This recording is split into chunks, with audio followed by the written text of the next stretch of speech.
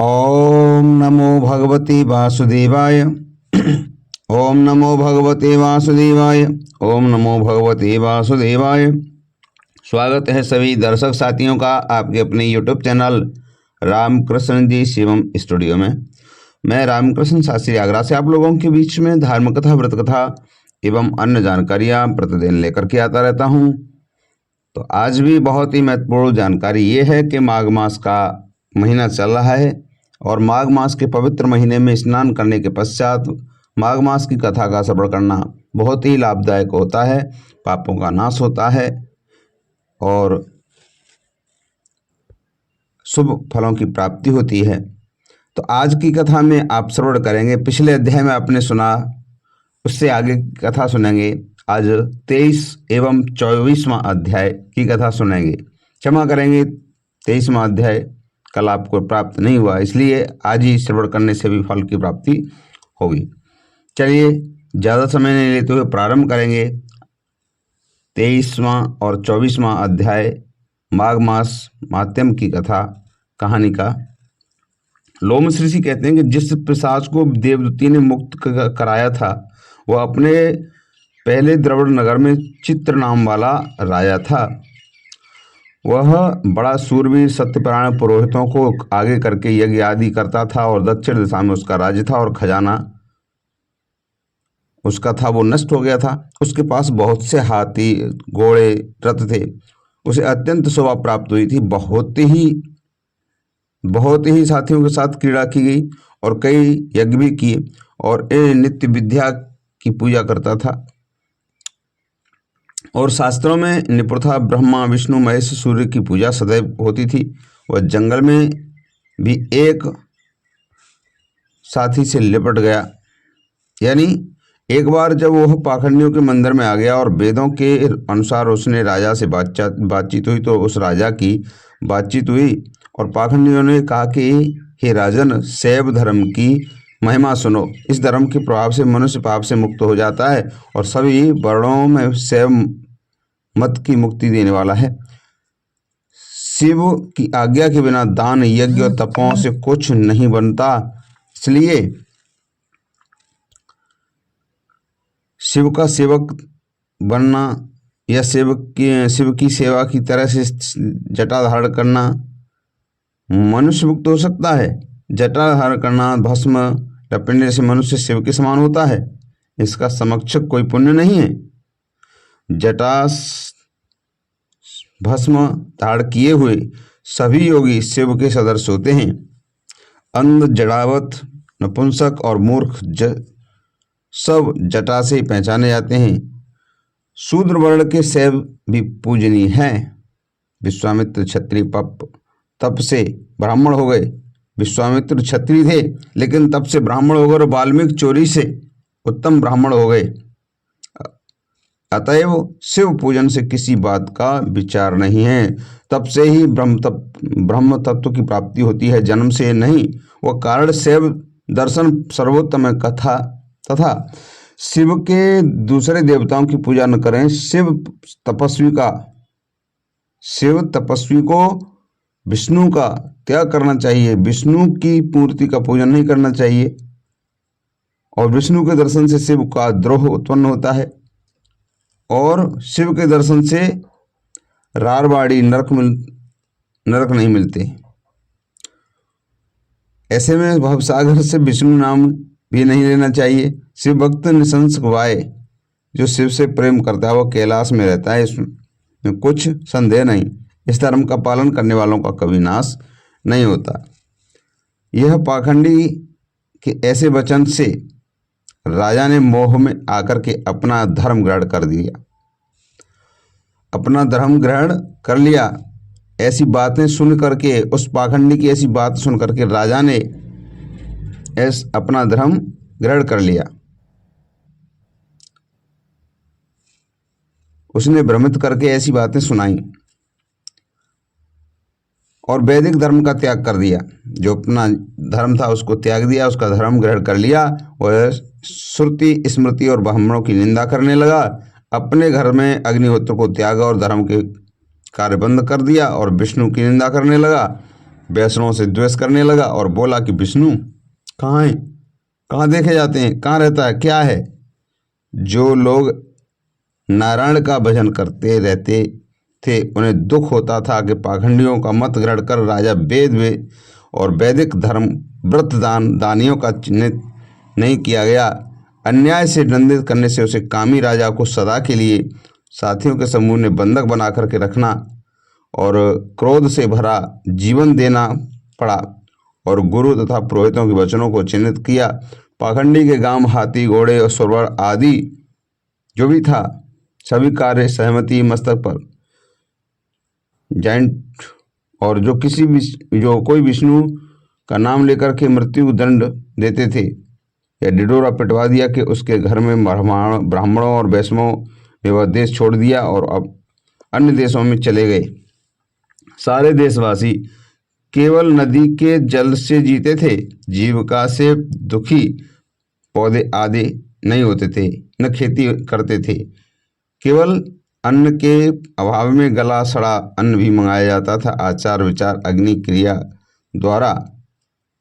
क्रिया राजा द्वारा काल रूप में समाप्त कर शासन किया जाता। कुछ काल बाद राजा की मृत्यु हो गई और वैदिक रीति से उसकी क्रिया भी नहीं बताई गई। यह यमदूतों ने अनेक प्रकार के दुख उठाता रहा और कहीं लोहे की कीलों पर से चलाया गया, कहीं जलते अंगारों पर चलाया गया, कहीं सूर्य अति तीव्र था और कहीं छाया का वृक्ष नहीं था, कहीं लोहे के डंडों से पीटा गया, कहीं बड़े बड़े दांतों वाले बेड़ियों आकृतियों से अलग किया गया। इस प्रकार अन्य पापियों का हाहाकार सुनता हुआ वह राजा यमलोक में पहुंचा। यहाँ 23वां अध्याय समाप्त होता है। 24वें अध्याय की कथा श्रवण करेंगे।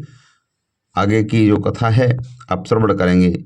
लोमश ऋषि ने दावा किया कि वह राजा पहले तो तामिश्र नामी नरक में गया था और फिर तामिश्र नरक से राजा ने पर अति दुखों को प्राप्त हुआ, फिर महारौरव, फिर कालसूत्र नामी महानरक में, फिर मूर्छा प्राप्त हुई। मूर्छा में अकेले जाने पर तपन और संतापन नाम के नरक में चला गया।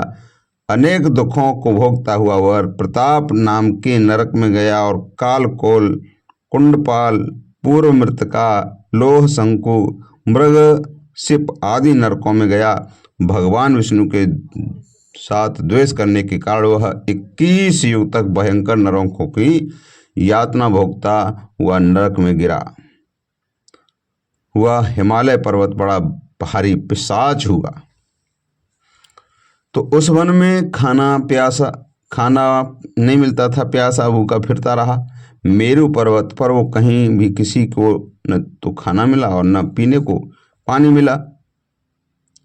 होतव्यता के कारण वह पिशाच रूप धारण कर एक बार लिप्त प्रवस्त्रवर्ण नाम के वन में जा निकला और बहेड़े के पेड़ के नीचे वह दुखी होकर के हाय में मेरा ऐसे शुद्ध जोर जोर से बुलाने लगा और देखने लगा कि भूख से दुखी मेरे इस जन्म का अंत होगा।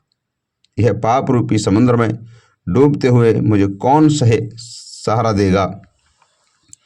लोमश ऋषि ने बताया कि इस प्रकार वेद पाठ करते हुए कहा कि देवदूती ने अपने दुख भरे वचनों को सुना और वहां एक पिशाच को देखा। इसमें लाल डरावनी आंखें, दुर्बल शरीर, काले काले ऊपरी बाल, विकराल चेहरा, काला लंबी जटाएं, जीभ लंबी निकली हुई, लंबी जंघाएं, लंबे पैर, सूखा चेहरा, आंखों में बड़े बड़े वाले पिशाच थे। जैसे जिन्हें देख करके देवदूती ने पूछा कि तुम ऐसी करुणा में क्यों हो, यह दशा कैसे हुई, क्या है?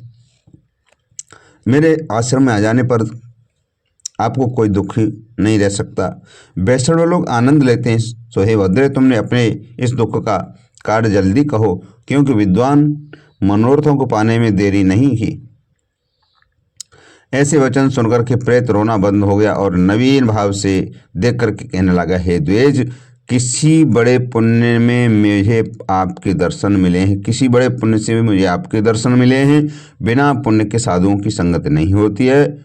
फिर पहले जन्म के वृतांत में कहा गया कि भगवान विष्णु के द्वेष के कारण मेरी यह दशा हुई। जिस हरि का नाम अंत समय मनुष्य के मुख से निकल जाए तो मनुष्य को विष्णु पद प्राप्त होता है, और जिसका नाम जिस पालन कर्ता का वो पालन करता सभी का पालन करते हैं, वही मैंने किया। ये सब मेरे कर्मों का दोष है।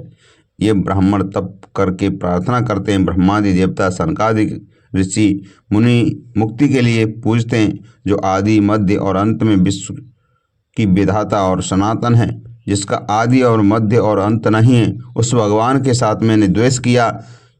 जो कुछ पुण्य मैंने पहले जन्म में लिया था वह सब विष्णु के द्वेष रूपी अग्नि में भस्म हो गए। यदि किसी प्रकार से मेरे पाप का नाश हो जाए तो मैं भगवान विष्णु की पूजा किसी और देवता की पूजा नहीं करता था। अब मैंने बहुत पाप किया। भगवान विष्णु से द्वेष करके मैं बहुत दिनों तक नरक यातना भोगी और पिशाच योनि में पड़ा रहा।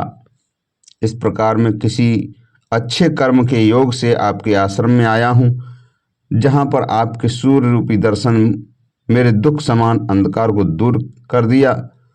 अब आप कोई ऐसा उपाय बताइए जिससे मेरी यह पिशाच योनि दूर हो जाए, क्योंकि सज्जन पुरुष उपकार करने में देर नहीं करते। देवदूती का कहन यह माया देवता मनुष्य असुर प्राणी स्मृति को मोहित कर देता है, जिससे धर्म का नाश करने वाला द्वेष उत्पन्न होता है। जगत के उत्पन्न करने रक्षा करने नाश करने वाले जो सभी राक्षसों की आत्मा हैं, उनके भी लोग द्वेष करते हैं। अर्पण करने से सभी कर्म सफल होते हैं। उनकी भक्ति से मुख मोड़ने वाले मूर्ख किसी गति को प्राप्त नहीं करते। चारों वर्णों को वेदोक्त हरि का भजन करना ही उत्तम है, अन्यथा कुमार्ग पर चलने वाले मनुष्य नरक की स्थिति में आ जाते हैं। इसी कारण वेदों के विरुद्ध कर्मों को त्याग करना चाहिए। अपनी बुद्धि से बचे हुए धर्म के मार्ग पर चलते हुए मनुष्य परलोक के मार्ग का भी नाश करते हैं। वेद देवता ब्राह्मणों की निंदा करते हैं। शास्त्रोक्ति मन कल्पित शास्त्रों को कैथोलिक वाले नरक में जाते हैं।